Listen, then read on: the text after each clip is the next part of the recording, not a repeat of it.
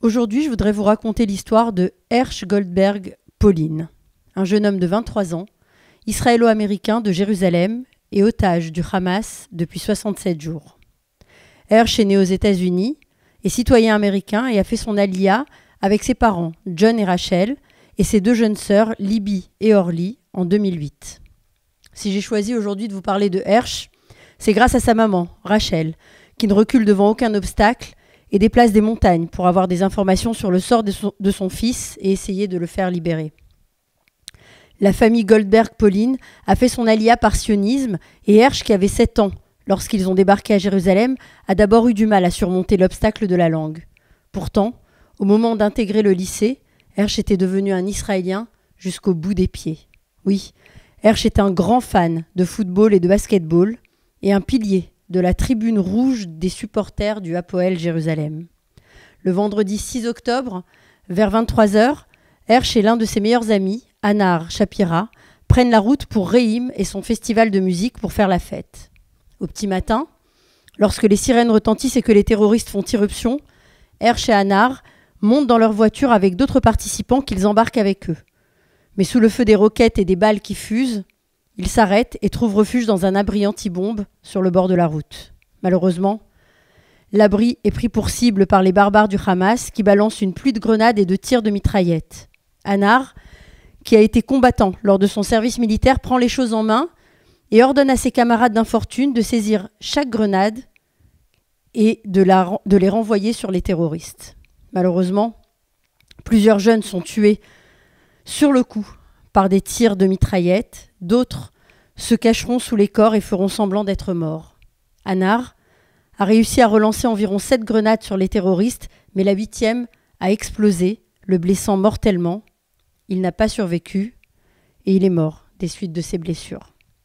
Quant à Hersh, un tir de mitraillette lui a pulvérisé le bras sous le coude, l'amputant d'une partie de son bras. D'après les témoins et une vidéo que les parents ont pu visionner plusieurs jours après le drame, Hersh a été forcé par les terroristes à monter à bord d'un pick-up et ils l'ont embarqué vers la bande de Gaza. Ce matin-là, le 7 octobre, à 8h11, Hersh a eu le temps d'envoyer 2 messages à sa mère, les derniers. Dans l'un, il lui écrivait qu'il l'aimait et dans le deuxième, qu'il était désolé. D'après la police, la dernière localisation de son téléphone était à la frontière ce samedi 7 octobre en début d'après-midi. Depuis, plus rien. Aucun signe de vie. Rachel et John ne savent pas si leur fils est vivant ou mort, ni s'ils le reverront un jour. Et depuis, Rachel, cette éducatrice discrète, cette maman, ne recule devant aucun obstacle et remue ciel et terre pour obtenir de l'aide et des informations sur le sort de son fils. Le 25 octobre, Rachel faisait un discours à la tribune des Nations Unies, un discours où elle en appelait à l'humanité de chacun. Le 14 novembre, c'est à la tribune de la manifestation pro-israélienne qui a rassemblé 300 000 personnes à Washington que Rachel s'exprimait. Le 22 novembre, c'est au Vatican que Rachel a rencontré le pape François, à qui elle a montré sur son téléphone la vidéo où on voit son fils Hersh emporté par les terroristes du Hamas. Et enfin, il y a quelques jours, le 3 décembre, elle a rencontré Elon Musk lors de sa visite en Israël. Là encore, elle n'a pas hésité à lui montrer les images du massacre. Aucune maman, aucun être humain normalement constitué ne peut retenir ses larmes et rester insensible aux paroles de Rachel Goldberg Pauline, la maman de Hersh. Dans un article publié dans le New York Times, elle déclare « Qui sauve une vie, sauve l'humanité. Alors s'il vous plaît, en m'aidant à sauver mon fils, c'est l'humanité que vous sauverez. Et aux mères de Gaza, je dirai ceci, dit-elle, de mère à mère. Si vous croisez Hersh, s'il vous plaît, aidez-le.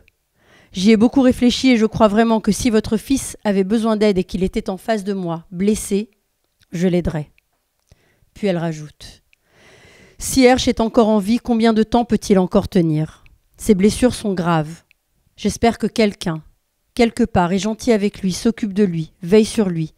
Le temps continue sa marche en avant alors que nous sommes coincés dans ce présent horrible et que les otages en sont à presque 1 semaine de captivité. » Oui, cette déclaration, Rachel Goldberg Pauline la faisait le 12 octobre. Nous sommes le 12 décembre et personne ne sait dans quel état se trouve le jeune Hersh Goldberg Pauline, 23 ans, de Jérusalem, blessé et otage du Hamas depuis 67 jours. Alors pour Hersh, pour Rachel et John, et pour ses sœurs Libby et Orly, prions. Prions pour son retour rapide parmi les siens et surtout pour sa refoua shlema. Hersh ben Rachel, nous prions pour toi et ne t'oublierons pas.